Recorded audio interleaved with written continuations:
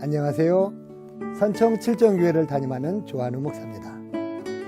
오늘은 민수기 14장 22절과 23절 말씀을 본문으로 하나님의 인구 센서스라는 제목으로 말씀을 드리겠습니다.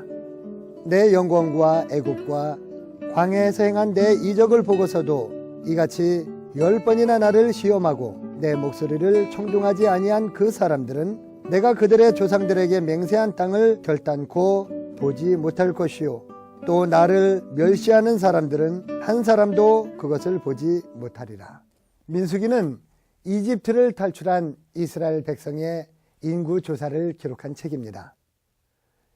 이스라엘 백성은 출애굽 이후에 시내산에서 약 2년간 머물면서 십계명을 받고 하나님의 거룩한 백성으로 거듭날 것을 다짐했습니다. 그리고 1차 인구조사와 동시에 시내산을 떠났습니다.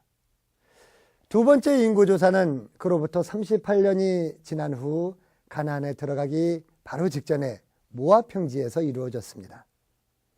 첫 번째 인구조사가 행군 조직을 정비하기 위해서였다고 한다면 두 번째 인구조사는 가나안 땅을 분배해 주기 위한 것이라고 보면 되겠습니다.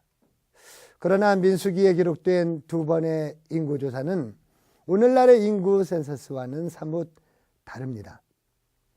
그 당시 인구조사의 대상은 20세 이상 된 남자들로서 싸움에 나갈 수 있는 장정들만 대상으로 조사했습니다.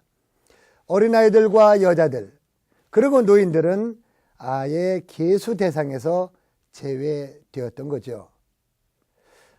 그리고 레위인은 아예 계수하지 말도록 그렇게 해서 레위인은 마치 투명인간 취급을 받았습니다. 거기에는 하나님의 깊은 뜻이 숨겨져 있었습니다. 하나는 약자에 대한 배려입니다. 그리고 또 하나는 하나님의 사람에 대한 구별입니다. 노약자와 여인들 그리고 레위인이 계수에서 빠진 것에 대해서 아무런 불만을 가진 사람도 없었습니다.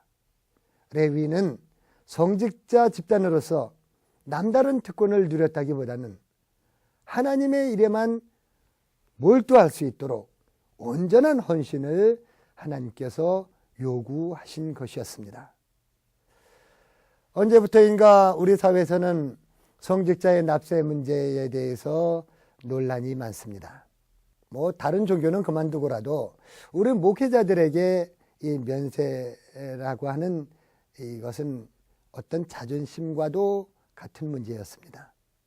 어쩌면 떳떳하게 세금을 내고 살지 못하는 투명 인간의 다름 아닌 것이 바로 우리 목회자들이 아니었나 이런 생각도 해보는데 아무것도 아닌 문제를 가지고 흘겨보는 눈으로 우리 목회자들을 대하고 있는 것이 우리에게는 여간 불편한 일이 아닐 수 없습니다. 아무튼 우리는 하나님의 나라에 들어갈 때까지 머나먼 행진을 계속해야 하는 광야 백성들입니다. 살다 보면 수시로 원망도 있을 수 있고 불평도 있을 수 있습니다. 그러나 마지못해서 구역구역 걸어가는 저 이스라엘 백성들의 그 대열 속에 어쩌면 저와 여러분들도 함께 걸어가고 있는지 모르겠습니다.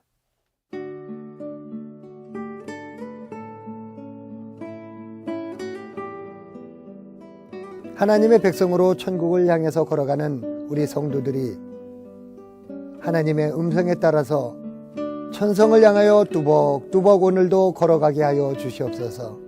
예수님의 이름으로 기도합니다. 아멘.